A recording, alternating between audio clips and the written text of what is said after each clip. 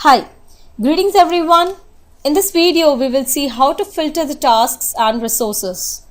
Project filters display the information you care about and screen out what isn't important. Project comes with a bunch of built-in filters like incomplete task filters, which shows the tasks that aren't done yet. Some filters include prompts like using resource filter, which asks which resource you want to filter by. Autofilter is an easy way to set up a filter on the fly, and you can also create your own filters.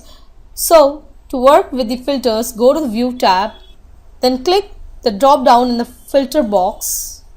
So, in this example, let's try applying the critical filters.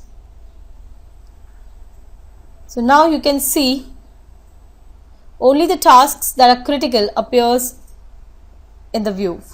Scroll to the right and you can see all the tasks that are critical.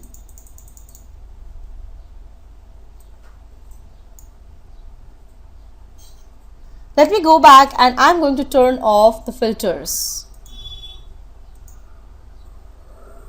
I'll click the down arrow and choose no filter.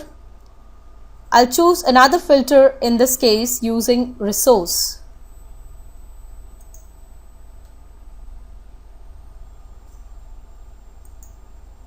Has, and now one of the things you see here is using resource has an ellipsis after it, and that means it's going to ask you for some information. So I'm going to click that. Sure enough, there is a box that appears and it says show tasks using. So I can click the down arrow here, and in this case I want to filter by, say for example, the tile contractor. If you click the down arrow and you don't see the filter you want, choose more filters and more filters dialog box opens up. So here I selected only the tiles contractor. So here we go with the information regarding the tiles contractor only. If I don't find the filter that I require, we need to go to the more filters here. Here there is a list of filters that you can apply. You can choose whatever filter you want from this list. There are actually a couple of good filters that you might want to see. Should start by, should start and finish by, slipped, late progress, slipping tasks are all great when you want to see the progress. You want to find that the late tasks that should have started by the date that haven't, or tasks that haven't made as much progress as they should. So those are now one thing to note. There is apply and highlight. If you click apply, project only shows the things that pass the filters and it hides the rest. But you still want to see those, then use highlight instead. Here you can go to more filters. Say for example, I want to view the incomplete tasks. I want to highlight. So here we are, it's highlighted. It highlights the things that pass the test and leaves the other ones just plain. Now one thing to keep in mind about the filters is if you make changes to the project, Microsoft Project does not automatically apply the filters to only show the things that pass the filter. So if do things like change resource assignments or change the duration, the filter might not be up to date. So the easiest way to reapply a filter is through Ctrl F3, and that reapplies the filter and it will use the current values to either display or hide the things. There's another way that you can apply the filters, and that's right in the column heading in the table. So in this case, click the down arrow from start and then point to the filters. You can see a menu with all sorts of way to filter on the start date. For example, I could choose the next quarter, and I will get the filter at the tasks that are scheduled for the next quarter. Now when I do that, you can see that the things are filtered because we have got this little funnel here up in the column heading. Also, the status bar says auto filters applied because I have also got a filter up here in the filter box.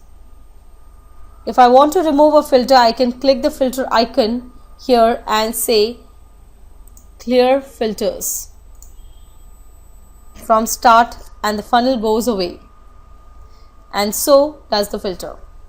You can also build your own filters. Let's say you want to filter your project for the critical tasks that are longer than 4 days. I'm going to go up, click the down arrow, and I'm going to apply the critical filters.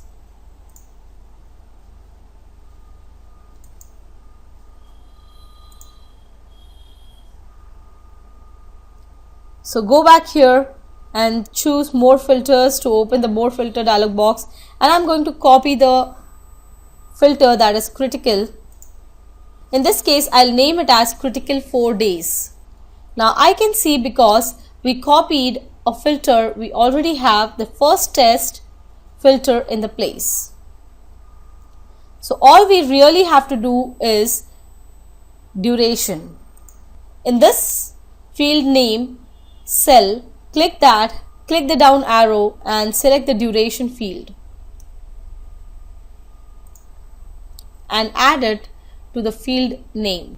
In the test cell, we want that to be is greater than or equal to the values cell we want to be 4 days. So we put 4 days, and before I save this, I just wanted to point a few things. There are a couple of different tests. You do all of the basic comparison, so does not equal or equals, you have got greater than, less than, that kind of thing. Is within and is not within is for range. So if you want a test for a date range, in the last 3 contains, does not contain, and contain exactly are for the text string here. So you can look for the tasks that have the word design in their names, but in this case is greater than or equal to is exactly what we want. Now the other thing is there's this checkbox show related summary rows. Sometimes you want to see them and sometimes you don't. In this case I don't want to. So I am going to turn that checkbox off. So here I'll turn off this and save that filter and click on apply. Now you can see that the filter is set up so that it only shows the critical tasks that are 4 days or longer. Filtering is a great way to focus on just information you want to see. You can use the built-in filters or build your own filters. If you create your own filters, the easiest approach is to copy of built-in filter that has some of the tests that you want and then add it to it. It's as easy as that. I hope the concept is clear to you. Thank you very much for watching the video. Bye-bye.